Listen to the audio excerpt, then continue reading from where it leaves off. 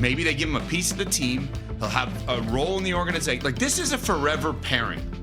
It's just whether it's a for now pairing. They are going to be a forever pairing. It's just maybe not for now. That's the difference, I think, in this scenario. So they're basically opening up the relationship, and eventually they'll come back together. That's what I think. Okay. You don't agree? You think you could get nasty here?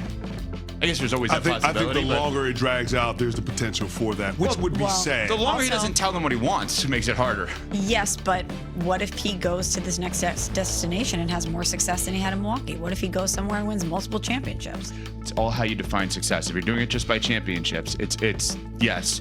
But if he comes to the New York Knicks and wins a title, you're a Knick. You're a Knick. I don't care what you did prior. Doesn't matter what happened in Milwaukee. You're a Knick. Then he's statue in two places. The Knick. You are the Knick. Statue in two places at that point. Not too many of those guys around. No. So yesterday, literally in the middle of the night, we learned that Chris Paul was sent home by the LA Clippers. And Shams Charania has reported, our senior NBA insider, that Chris Paul and Tyronn Lue weren't on speaking terms ahead of his ouster, and that we are aware that I guess his leadership was not seen the right way with the organization and vice versa, etc. Literally exactly as was predicted on this show as to what the issue probably was is what we think it was based on the reporting. Lawrence Frank, the president of basketball operations for the Clippers, had this to say as to what changed now from when they signed him just a few months back. It wasn't the working out the way that I had planned, we had planned. And, you know, it's unfortunate. You don't take decisions like this lightly at all, especially, you know, a guy that's meant so much to the league and so much to our organization. But just felt it was the right decision to make. And unfortunately, it was a really, really hard decision to make, but I think the right one for the team and organization. All right, as we take a step back, we have more information about this. How do we take this whole story in? A Hall of Fame point guard on a retirement tour. You know what? I shouldn't say retirement tour. No one was honoring him. So who had announced his retirement is now not on the team. How do we take this a day later? Smalls, how do you look at this situation?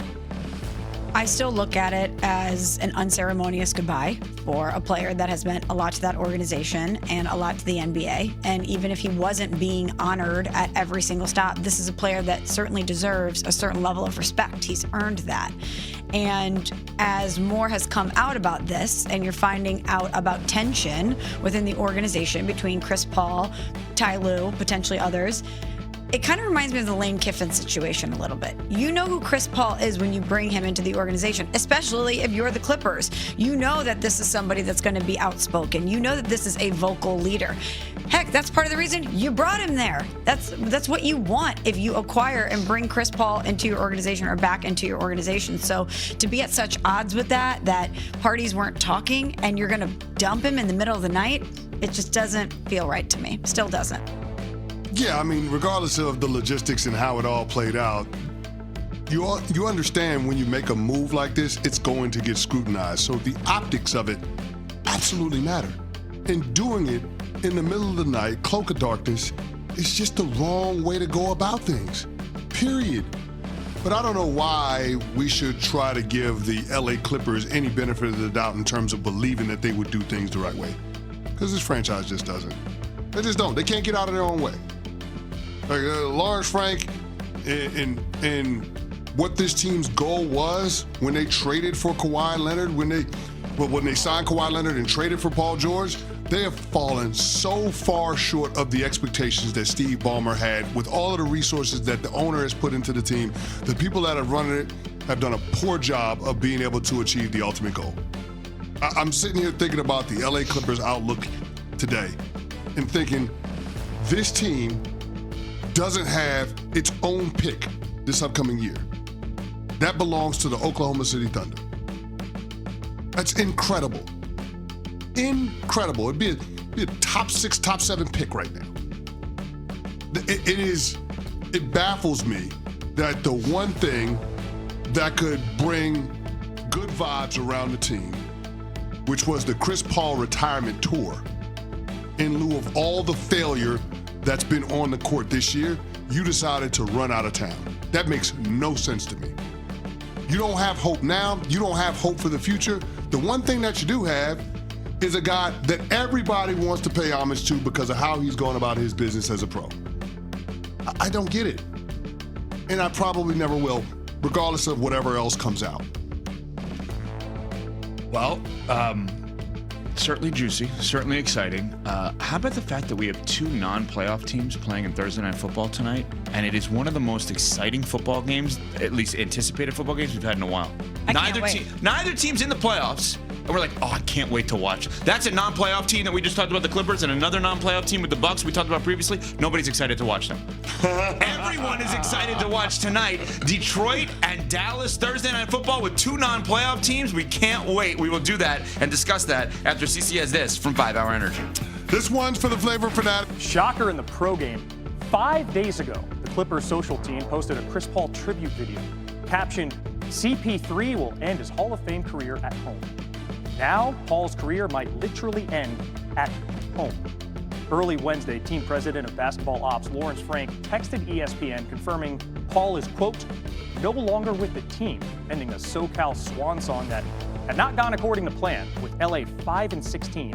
Sources told our Shams Charania, Paul and coach Tyronn Lue were not on speaking terms for weeks. Speaking today, Lue in the wake of CP3's abrupt exit. I don't like it, it just didn't work out like we thought it would, and like I said, I don't like it for CP, but it just wasn't a good fit, we understood that, and so, like I said, it was an organization, they made the choice. I don't think it necessarily helped our team. I mean, I don't think the reason why we're 5-16 because of CP's, play. I just think that it wasn't a good fit for what he was looking for, and it is what it is. And so, do I want to see CP go out like this? No, I have a lot of respect for him. He's been a friend of mine over the years, and you never want to see a great go out, like this. But I'm pretty sure he will find something because he's a great player. And so I didn't want to see it end like this. 5 straight losses for LA. They want to end that in Atlanta. Now without Chris Paul, but they do still have that guy, James Harden. First quarter, he was hot. Midi, good. Clippers up 8. A minute later, this was a huge opening frame for the Beard. 13 points in the first quarter. Clippers up 6 after 1. Second quarter, go to a guy who's got a Finals MVP. Kawhi Leonard. Got all these Hall of Famers, man. How the hell was this team 5-16? Part of it, Kawhi's only played half the games. A minute left in the half. Harden, Banks open. Clips up 14 at the half. The team just sent home their franchise assist leader, so Harden is going to play a little iso ball, and it works, and tough jumper. 12th 25-point game of the season. All other Clippers have 9 combined. Harden, 5 threes on the evening. That's good defense. I don't know what you're supposed to do. Harden, 27 points, 9 dimes. Clippers up 21 through 3, and then Kawhi puts it on ice. 21-6-5. Clippers snap a 5-game losing streak with their biggest road win since March. Back with Chiney Ogwumike. The Clippers get the big road win, Chiney, but the elephant in the room, the messy breakup with CP3. What did you make of the Clippers' decision to move on from a future Hall of Famer? So I woke up at 5 a.m. on the West Coast. I said my prayers. I called my parents. And then I saw the news, and my vibe completely changed.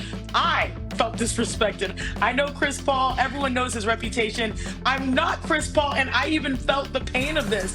The Clippers are kind of acting like they suddenly forgot who they brought back in the building. This is a 12-time All-Star, a 10-time All-NBA performer, a future Hall of Famer, one of the greatest leaders and point guards the game has ever seen. So when I heard Lawrence Frank say Chris Paul has a good leadership style, but it isn't working, it just doesn't track. Because this organization has bigger fish to fry. I mean, they started off the year navigating the Kawhi situation. They're sitting at 3rd to last in the West. They've been searching for consistency. That's why this hits different. This year has not gone as planned for both sides.